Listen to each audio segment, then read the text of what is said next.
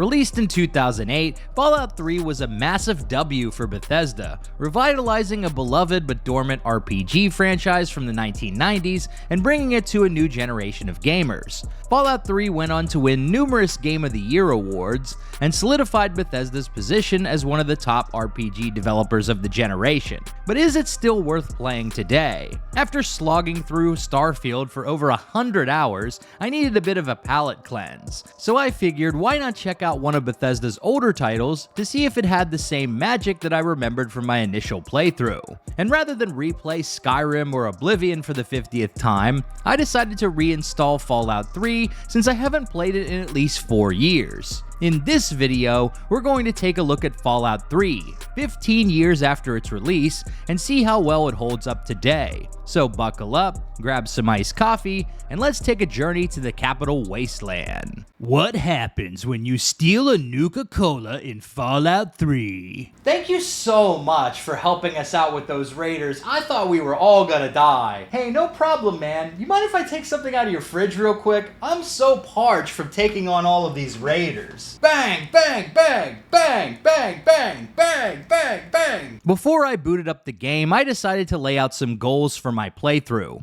I got extremely burnt out playing Starfield, and I didn't want the same thing to happen here. I wanted to actually have fun with the game and not turn it into a chore, so I promised myself this wouldn't be a 100% completion run. I was committed to finishing the main story and exploring any side content I found interesting, but if I started getting bored with the game, I would wrap things up and move on. I also didn't want to look up any gameplay guides. I'm just going commando, with only in-game clues and my deteriorating memory to rely on. As for role-playing, I knew I wanted to blow up Megaton, but I wasn't specifically going for an evil or worst playthrough. However, I kinda sorta fell into one anyway, but it's not my fault, I swear. You gotta believe me. Fallout 3 opens with the most unnecessarily long tutorial since Paragus in KOTOR 2. You spend the first 45 minutes of the game playing as a child growing up in Vault 101, while the game slowly drip feeds you mechanics such as dialogue checks, gun training, and eventually a full-blown battle to escape the vault. The character creator is relatively basic. Sliders to change facial features, wacky preset hairstyles, and skill point investment. Fallout 3 implemented basically the same skill and attribute system from the original games. Your high-level attributes are strength, perception, endurance, charisma, intelligence, agility, and luck. I decided to invest most of my points into intelligence because that way I would get more skill points at each level. And I like having lots of skills in these games. Over here, son. Son, I brought you into this world. I think you know the rest. Your father is voiced by Liam Neeson, and he plays basically the opposite character to his role in Taken. Rather than doing everything in his power to find his kidnapped child, in Fallout 3, Liam Neeson tells you he's going out to the store to buy milk. But just like your real dad, Liam Neeson isn't coming back from the store. Because daddy doesn't love you, and he almost gets you killed at the hands of the authoritarian overseer who flips his lid when Papa leaves the vault. And it's up to you to escape the vault and find your dad. There's something really special about the Bethesda step-out moment. That instant when you finally escape the tutorial and catch a glimpse of the open world for the first time, soaking in the skyline with the seemingly endless possibilities for exploration at your beck and call. Fallout 3 captures that step-out moment better than Skyrim, Oblivion, or Fallout 4 in my opinion. Seeing the DC ruins off in the distance and the ruin houses right in front of you is an awesome sight in your first playthrough. After the initial adrenaline rush from gunfights in the vault and the shock and awe of seeing the DC skyline, our character snaps into action. There's no going back to the vault and our old life is effectively over. We now have a singular goal: find our father and figure out why he doesn't love us. But if we're going to survive out here in the wasteland, we're going to need supplies. Food, ammunition, medical supplies, and currency to trade with. So I decided to poke around the seemingly abandoned houses on the road where I met my first NPC since leaving the vault. Who the hell are you? Where'd you come from? Did Moriarty send you?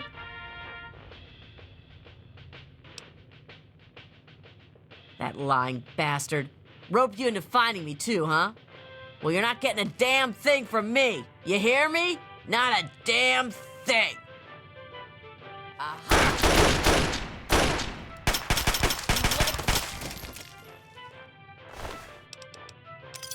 A tragic end to our first encounter, but hey, she pulled a gun on me first. And in the wasteland, we have to trample the weak and hurdle the dead, so I looted everything I could find in the house before moving on. Megaton is the first major settlement right outside the vault, so it will be most players' first stop after the tutorial. There's already been a lot said about the absurdity of Megaton in the past 15 years, so I don't want to spend a whole lot of time on this, but it is kind of the elephant in the room for Fallout 3. Why on earth would you build a town around a freaking undetonated nuclear bomb? One wrong move and that thing goes kaboom and oh, it's goodbye Megaton, baby! The mere existence of Megaton is an immersion breaker that diminishes the believability of the world. In a post-apocalyptic wasteland, it's not like there's a lack of free real estate, so you'd have to be an absolute jabroni to build a settlement around a yoked-up nuke. And yet here we are. For this alone, Megaton must be destroyed in this playthrough. And thankfully, we can meet a man who can help us make that happen.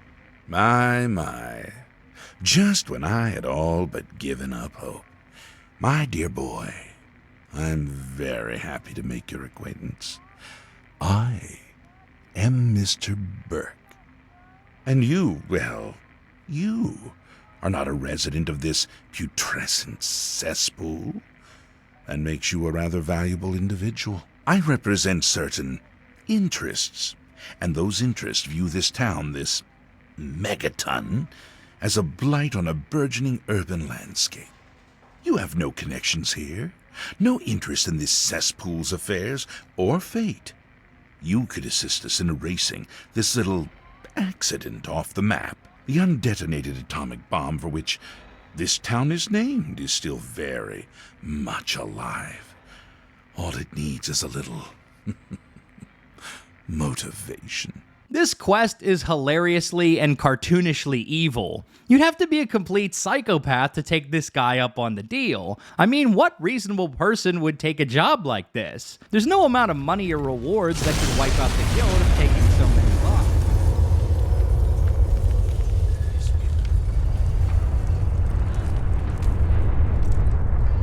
Display of fireworks. I almost wish there was another nuke we could detonate.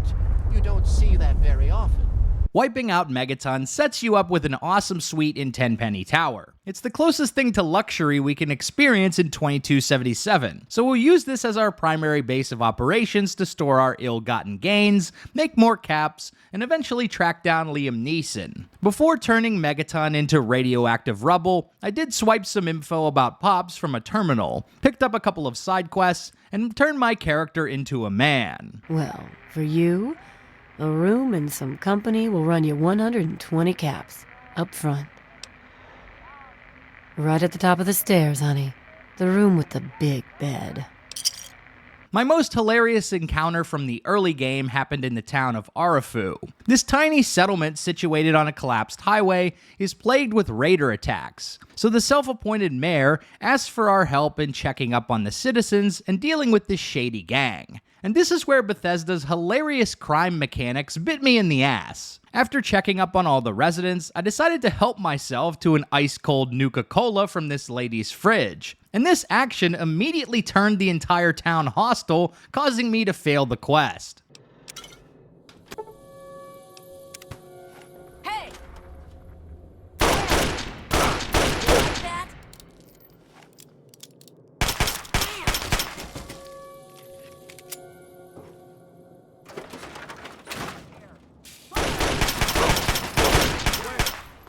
You like that?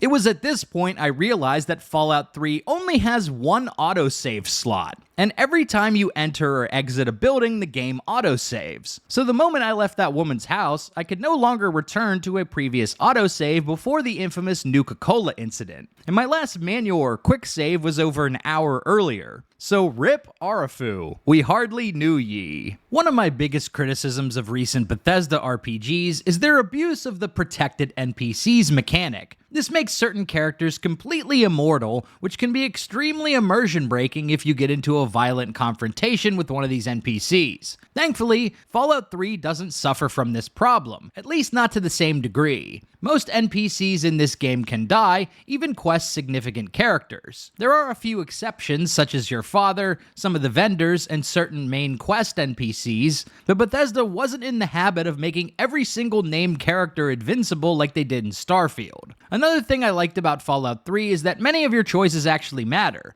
Not so much in the main plot, but there are a lot of significant choices in side quests that can greatly impact your reputation and interactions with other NPCs. We'll be going over a few of these throughout the video, but some quick examples are the ghouls under Tenpenny Tower, the Republic of Dave, and the synth in Rivet City. And as you complete various quests, your exploits will be broadcast on the radio by 3Dog, which is a really cool touch. Now, the Lone Wanderer, aka that kid from Vault 101, has done some pretty interesting things, but this one takes the cake.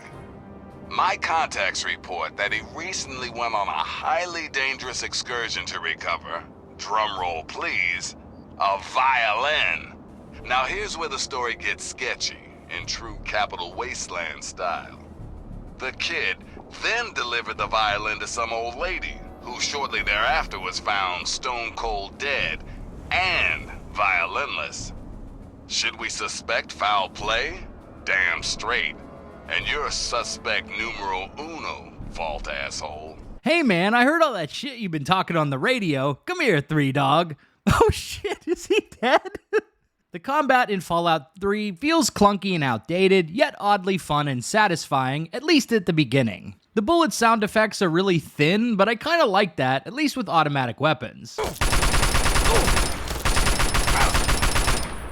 The enemy AI is really bad though. Enemies basically just run up until they are in range, and then stand in a single spot while shooting you. Most of the time, they don't even attempt to take cover, but the hit scan bullets make them incredibly accurate with their shots, even from across the map. Most combat encounters just end with hit trading with bullet sponge enemies and spamming stim packs, and you basically hope to wipe out all your foes without wasting too many resources in the process. While combat was initially pretty fun, it definitely gets tedious as the game wears on, and pretty much every encounter in the game plays exactly the same way. One thing I didn't really care for in Fallout 3 is the equipment durability mechanics. Your weapons and armor deteriorate over time, and you need to frequently repair them to keep those items in service. Using a vendor to repair your items is insanely expensive, and most vendors can't even repair your stuff past 50 or 60% durability. You can also repair items yourself by consuming a similar or identical item, but this is easier said than done in the case of rare or unique weapons and armor. And unlike Fallout New Vegas, there is no jury-rigging perk that expands the type of items you can use in your repairs. So I found myself not using my best equipment as much, things like the Tesla power armor and the tri-beam laser rifle, only saving them for important story missions or endgame combat encounters because I was afraid I would never be able to repair these items again. It's like, bro, why am I collecting all this badass gear if it's just gonna break after 15 minutes of combat? That's not very fun, is it, Todd?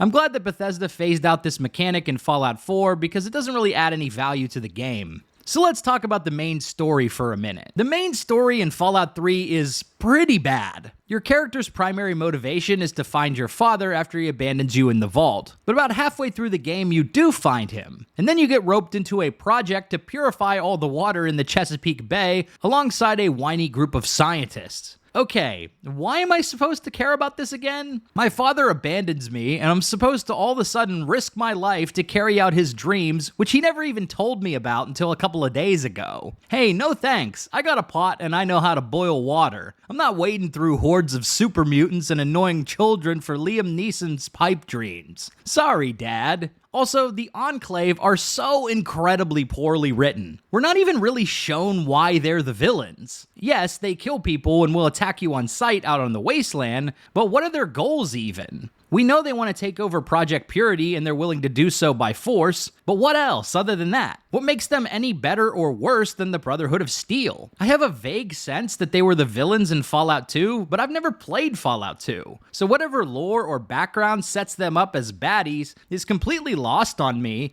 and Bethesda does nothing to bring that lore out in their own story. I'm also a little bummed that there isn't an option to side with the Enclave against the Brotherhood. Sure, you can take the infected vial from AI President Eden, but you can't actually side with their faction in a meaningful way. But let's back up for a bit. The first half of the game involves searching for your father. He's currently trapped inside a vault experiment, but you won't know about that until later. So you have to follow up on a series of leads that eventually allow you to track him down. One thing I like about the structure of this storyline is that you can bypass entire chunks of busy work with skill checks. When you ask most of the relevant NPCs about your father, they're all like, hey, that information's gonna cost you, kid. But tell you what, if you scratch my back, then I'll scratch yours. Usually this involves completing a quest for that NPC before they tell you where your father went after they last saw him. The bar owner in Megaton wants you to recover a debt for him, and the disc jockey in DC wants you to repair his radio tower. But if you play your cards right, you don't have to do any of that stuff. I snuck into Moriarty's office and hacked his computer terminal, which had an entry about where Liam Neeson was headed next. And I managed to smooth talk Three Dog into giving me the intel in our first convo. I still did the quest because I wanted to experience the content, but I liked that it wasn't mandatory to progress the story. In fact, if you already know Liam Neeson's location, either by looking it up online or because you already played Fallout 3 before, then you can skip all of this and just head straight to the vault and unplug him from the Tranquility Lane Matrix. Tranquility Lane was definitely one of the more memorable missions from the main story. You plug into this simulation of an idyllic 1950s-style American suburb. In order to escape and pull out your father, you need to dance to the whims of the sadistic Vault-Tec scientist who is in control of the simulation. That, or you could just skip to the abandoned house and solve the puzzle to shut down the simulation. But let me just break up this marriage real quick before I go. It's that Martha Simpson, isn't it? I knew it! That's it! I've had enough of Roger's lies and bullshit! Don't you lie to me. Did you honestly think you could skulk around with that whore and no one would see you? Janet, what the hell are you talking about? Well, someone saw you and Martha, Roger, and I heard about it. So now I know for sure. Who told you that? They're lying, I swear it! You f***ing coward! I can't stand the sight of you! Get away from me! After triggering the Chinese attack on Tranquility Lane, we finally break out of the Matrix and talk to our father. And at this point, we get roped into this whole Project Purity thing, which involves clearing out some super mutants from the Jefferson Memorial Building and doing busy work for our deadbeat dad. No point in wasting time. Let's get to work. There's much to be done. I need you to get to the flood control pumps and activate them so we can clear out the water and reach the mainframe. Great work on the pumps. Hurry back, and I'll give you the fuses you'll need. Bro, why didn't you give me the fuses before I came down here? Oh my god, the padding in this game. I think we need to talk. I've been hearing things. Things that have happened out there. Megaton destroyed? You didn't have anything to do with that, did you? Oh, here we go, dude. Come on. Dude, he doesn't even react to me punching him. This is crazy. But before we can get things cooking, the Enclave crashes the party, so Liam Neeson sacrifices himself. Man, this guy's a real idiot, huh? And now we're part of the Brotherhood of Steel. This plot really escalated quickly. The search for Liam Neeson took a lot out of me, and life in the wasteland is harsher than I imagined. So I decided to pursue some freelance mercenary work and exploration, role-playing as a hired gun, selling his services to the highest bidder. Tenpenny and Burke already set me up with an awesome suite and a stack of caps, so naturally I decided to perform some more work for them. When I first arrived at Tenpenny Tower, an irate ghoul was badgering the head of security demanding to be let in. Well, now that I just moved into my bachelor apartment, the last thing I need is some ghouls stinking up the building, so I decided to offer my gun to take care of the problem.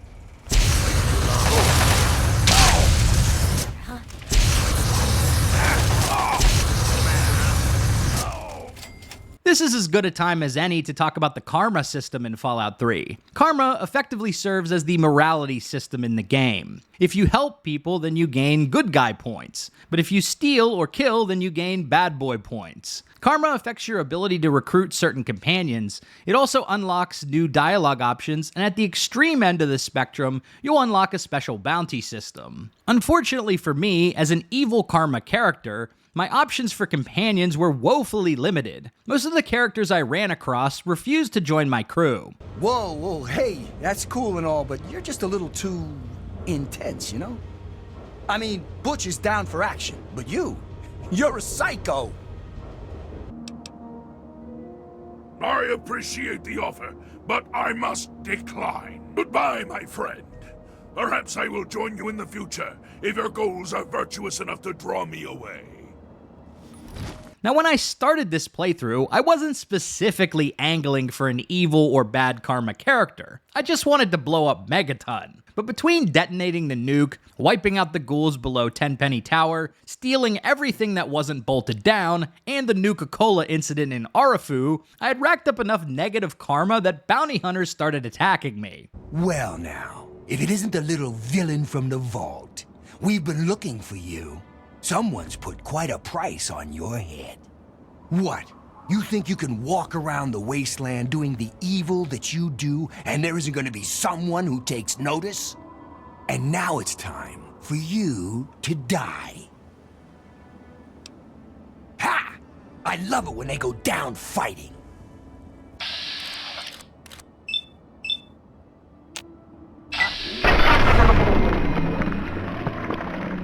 This was the turning point in my playthrough. I had already gone fully over to the dark side, so at this point, why not go all the way? It was at this point that I stumbled upon the quaint little settlement of Paradise Falls. Hold it right there. Nobody's allowed into Paradise Falls except on slaver business. And I get to decide what qualifies as slaver business. Are you kidding me? You've never heard of Paradise Falls? What? Are you right out of the vault? Paradise Falls is home to the slavers. Slavery is a business here in Paradise Falls, and business is booming. And since my character was already evil, I figured I would get in on the action. Grouse gives us a mesmetron and an explosive collar and sends us on a mission, offering cold hard caps for anyone we capture. So my first stop was Big Town, where I learned the Oblivion NPC dialogue system was still alive and well in Fallout 3. Have you seen my new gun? It's awesome. Badass.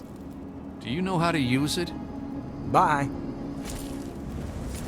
The mesmetron is a bit janky. Sometimes it pacifies the target, allowing you to slip on an explosive collar. Other times it turns them hostile or causes their heads to explode. I found the most reliable method for capturing NPCs was to use the mesmetron from undetected stealth, preferably when they're sleeping. After completing a few jobs, I finally raised enough money to buy my own slave, Clover, a companion who's only available to evil characters. Because Clover is the craziest girl I've ever seen, and I'm an expert on crazy girls.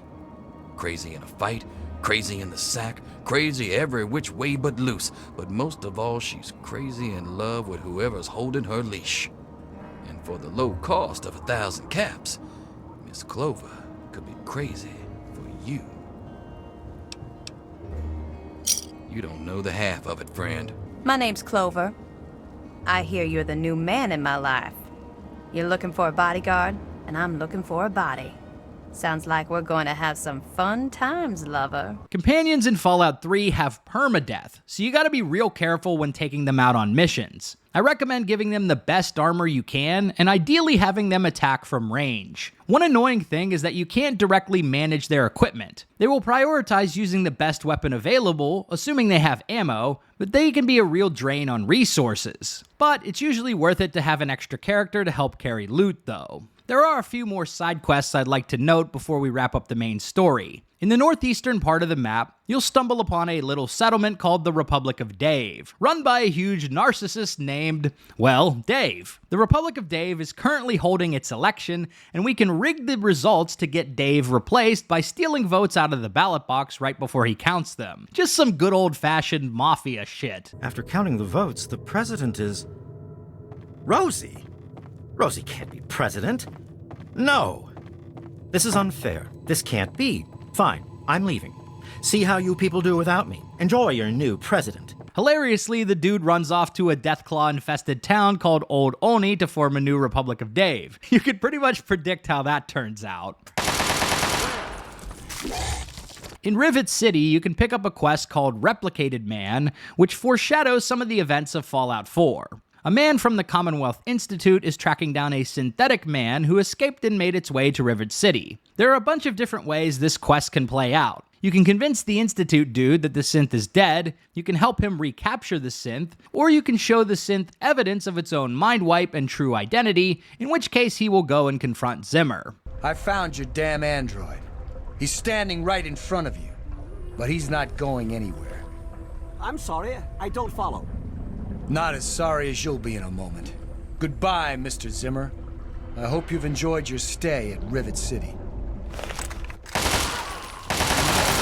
You on this damn Good enough. Look, I appreciate your helping with Zimmer, but I really just want to put all this behind me.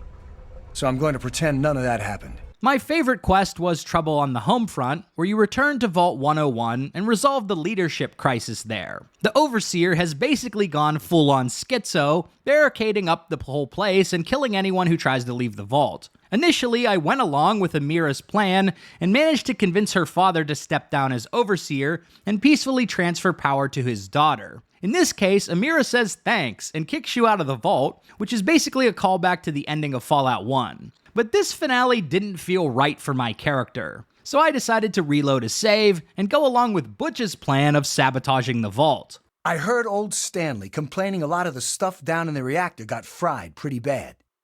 Nothing too bad, yet, but he's always worrying we'll lose air filtration or whatever. Of course, if that happened, guess we'd all have to leave the vault then, huh? You just couldn't let us live in peace, could you? You couldn't have a home, so you decided to destroy ours.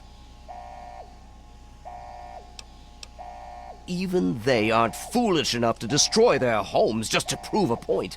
It could only have been you. How many of them do you think will survive out there? Still, better a few of them stay alive out there than have them all die down here. The evacuation will begin immediately, but you won't be joining them outside. I'll see to that myself.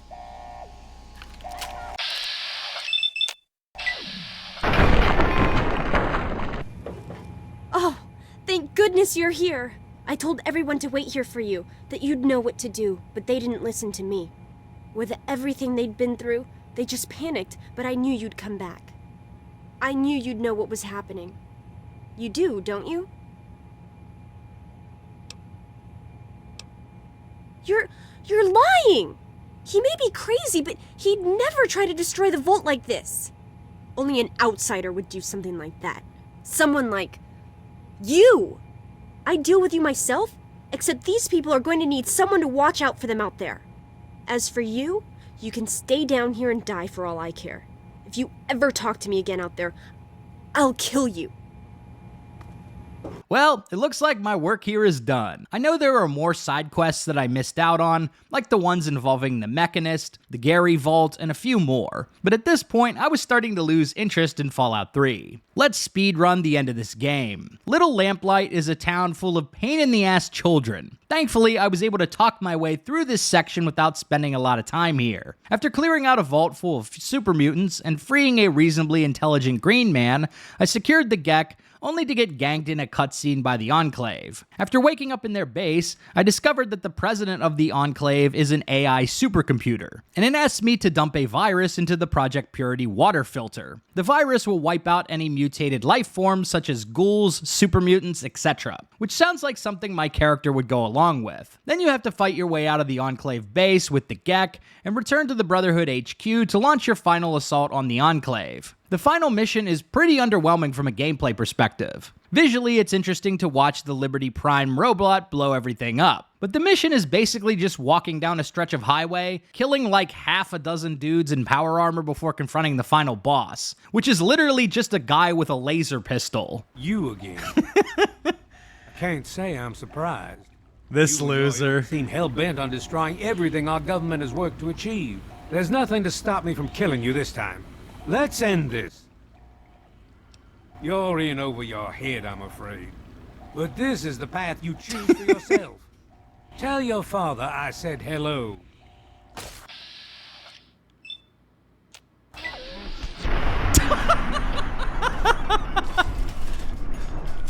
Well, that takes care of that. By now, the bride should be mopping up whatever opposition is left outside. All right. Just pop that in there real quick. Boom.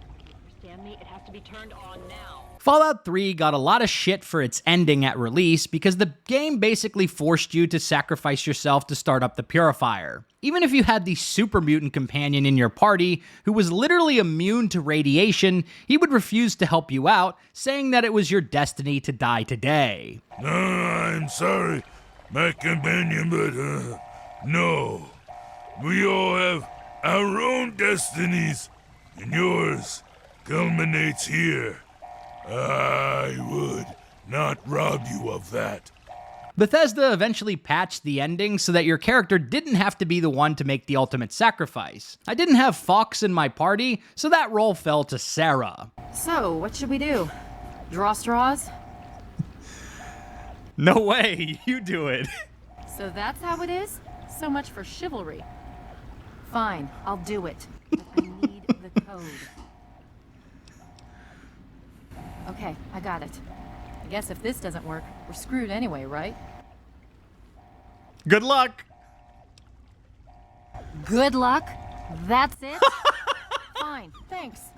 No, let's get this over with. So I got pretty much the worst ending slides imaginable. It's a quick scene, so let's just watch it together. And so it was that the lone wanderer ventured forth from Vault 101.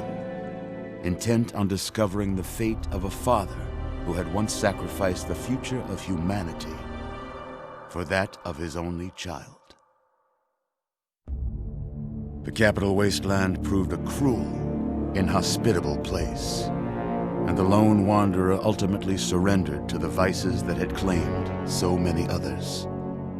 Selfishness, greed, cruelty. These were the values that guided a lost soul through countless trials and triumphs.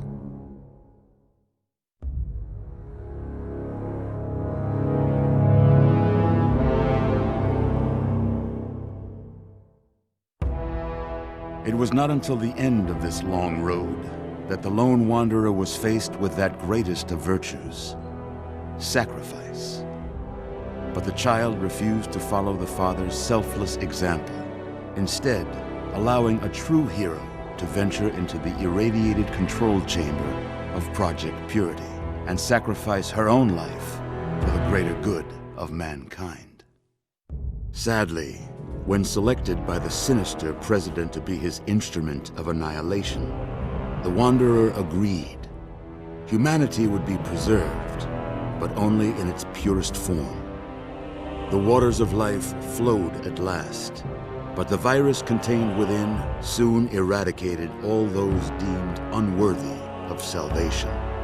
The capital wasteland, despite its progress, became a graveyard. So ends the story of the lone wanderer, who stepped through the great door of Vault 101 and into the annals of legend. But the tale of humanity will never come to a close, for the struggle of survival is a war without end. And war never changes. Assuming you didn't sacrifice yourself, after the ending you're thrown into an epilogue section. I honestly don't remember this part at all from my previous playthroughs. Maybe it's like a DLC that I didn't have installed at the time or something. Basically, you get a few more quests from the Brotherhood of Steel, but at this point I was pretty much done with Fallout 3. So, is Fallout 3 still worth playing over 15 years after its release? Yeah, I would say so. I had a good time. I spent a little over 20 hours on this playthrough, and it felt like just the right amount of time to enjoy a fun jaunt through the capital wasteland. The writing is pretty bad, and the combat is outdated, but still fun enough to keep me engaged. And I didn't feel like I had to slog through a mountain of fetch quests and filler content like later Bethesda titles. Overall, I still prefer Fallout New Vegas. It just has more depth, better writing, and more memorable characters and quests than Fallout 3, but Fallout 3 is still a worthwhile experience if you enjoy open-world RPGs. So there you have it. Fallout 3 is a fabulous, janky clusterfuck, but it's a fun one too. If you like this video, be Be sure to subscribe to Big Dan Gaming for more RPG videos and reviews. Big shout out to all the channel members for supporting my content. Until next time, this has been Big Dan. I should go.